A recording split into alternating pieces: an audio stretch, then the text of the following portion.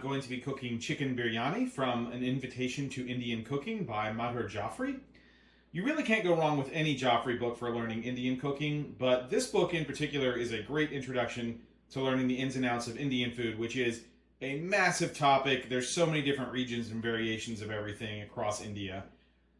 There are no pictures in this book, so if you prefer books with pictures, you may want to look elsewhere. But in general, I highly recommend any sort of Jaffrey cookbook. Biryani is what I tell people who are unfamiliar with Indian food to order at restaurants as a tasty rice main that just about everyone enjoys. It's a somewhat complicated to make layered rice dish where the protein is cooked under the rice and it's then streaked yellow with saffron milk. The origins of the dish are unclear, but some people believe it originated in Persia and came to India with the Mughal Empire. This is just one version of biryani, but there are countless regional varieties as well as varieties in other countries along the Silk Road and the Muslim world. So if you guys enjoy this, maybe I'll make some other types of biryani for you as well. It's definitely a lot of work, so this is a special occasion meal, but the final result is well worth it if you have the time to make it. So with all that said, let's go ahead and hop into the kitchen and get started. To get started with the biryani, we're going to make a marinade for the chicken. So I've got 3 whole red onions that I've roughly chopped up here and put in the bowl of a stand mixer. I've also got a 2-inch piece of ginger as well as 4 garlic cloves that are going to go in. This is 20 black peppercorns as well as 10 cloves and the seeds from 8 cardamom pods, green cardamom. There's 2 kinds. There's green and black, and we're going to use both in this recipe. You see, if you get the whole pods, you can sort of just crush them with the flat edge of a knife, and these little grayish seeds will come out, and they're just stuffed with these seeds. So go ahead and do that. We're going to put in 1.5 teaspoons of salt. Then we've got a 1/4 teaspoon of cinnamon, 1 teaspoon of coriander, 1 teaspoon of cumin, a teaspoon of whole poppy seeds, and a 1/4 teaspoon of mace. And then lastly, we're going to just top that off with 3 tablespoons of lemon juice. And now we're just going to blend all of this up until we get a paste. I've removed the paste to a large bowl, which is where we're going to ultimately marinate the chicken. And now we're also going to add 8 ounces of just plain yogurt to this mix. And we're just going to fold that in together.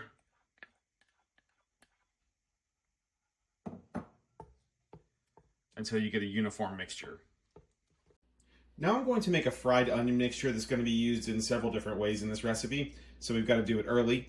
So I've got 1/2 cup of vegetable oil here that I've got to medium-high heat. And this is 2 bay leaves and 4 black cardamom pods. And we're just going to put that in there. And we're going to fry these for about 15 seconds. Now I've got the other 3 onions from our ingredients list here sliced into half moons. And we're just going to put these in the pan. And we're going to fry these onions until they get crispy. That's going to take about 10 minutes. So go ahead and get them in there, get them all broken up, and go ahead and get these fried up till crispy. We're just about there. So the first thing I'm going to do is remove the bay leaves and the cardamom pods because we're going to use those again later in the recipe. And that just gets them out of our way here for what we're going to do with the onions. Now we also want to reserve the oil for later. So I'm going to go ahead and turn the heat off now. And these will continue to crisp up as they dry. So we're going to take about 1/3 of these onions. And again, leave as much of the oil behind as you can. And we're just going to put these across a paper towel to let those dry and crisp up. Okay, now the rest of these onions are going to go into the marinade. So again, try to take as little of the oil as possible and just go ahead and put those in your yogurt and spice paste marinade. Back at the marinade bowl, we've got about 2 pounds of boneless chicken. So you can use chicken breast. I tend to find the thighs give much better flavor. So just go ahead and put that in after you've patted it dry. And then we're just going to mix this up and get the chicken nice and coated in that thick yogurt, fried onion, spiced marinade. And once we have that sufficiently mixed up, we're going to put this in the refrigerator and let this chicken cook, you know, air quotes cook, marinate for 2 hours at least. You can let it go for longer than that, but go for at least 2 hours. I've emptied out the contents of the marinade bowl, including the chicken, into this heavy bottomed pot. And now we're going to slowly bring this up to a boil, and then we'll lower the heat and cover and let this simmer to cook the chicken through, at least preliminarily, for about 15 minutes. The 15 minutes is up, and so now we're going to do a few different things. First, we're going to go ahead and preheat the oven to 300 degrees. The next thing is I've got some milk here that I've got hot but not boiling, and I'm going to take the 2 teaspoons of saffron and put that in the milk. And just let the milk go ahead and start to absorb those saffron flavors and turn yellow. Now, we're going to go ahead and remove the chicken. I'm using a roasting pan because you're going to need a lot of room for this. So some sort of pan that can hold at least 5 quarts of material. A normal 13 by 9 baking casserole is not going to be big enough for that. That's probably only going to carry about 3. So we're going to go ahead and just take the chicken pieces out and put those in the bottom layer of the casserole. I went ahead and covered the chicken pieces, and now we're going to continue to boil what remains of this until it gets concentrated down into about slightly less than a cup's worth of liquid. This paste is nice and very thick now, and so we're just going to get this and we're just going to spoon this over the top of the chicken pieces.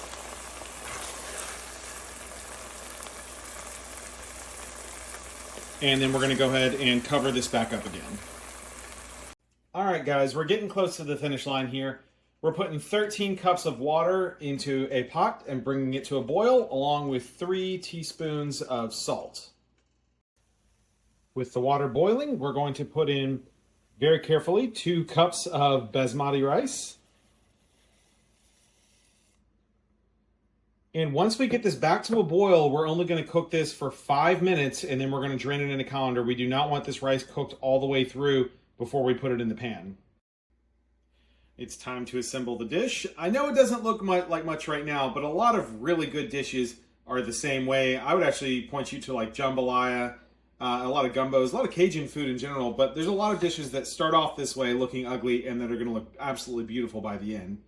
So we're just going to take our partially cooked rice and go ahead and add that to the dish now. Now we're going to use our saffron milk here, and we're just going to make a little stream going up and down, and that's going to put these yellow streaks in the rice that are so distinctive of this dish. Next up, we're going to use our reserved onion oil and just kind of spread that around as well.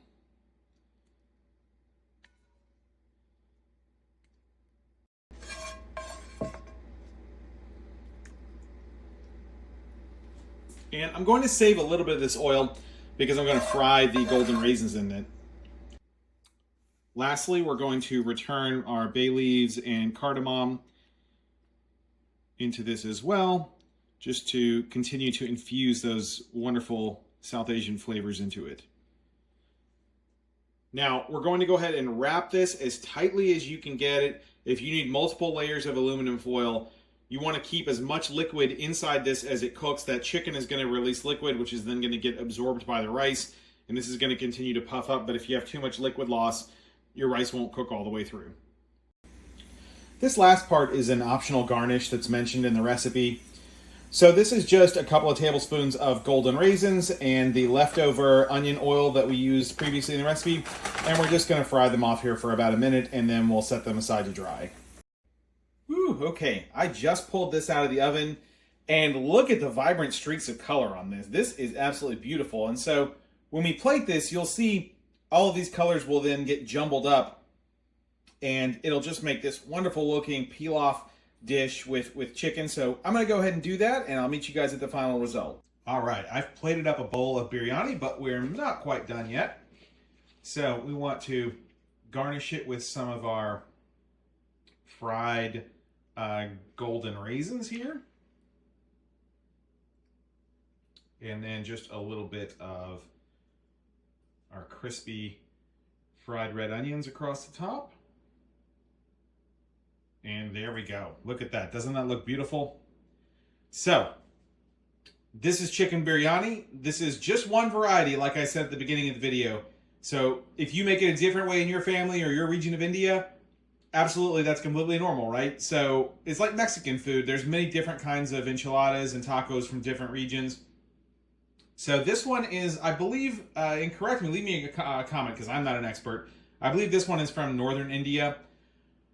But if you enjoy Indian cooking, I highly recommend you give this a shot. And if you're at an Indian restaurant and you don't know what to order and you see this, this is an easy go-to for something that will be delicious and that you'll really enjoy.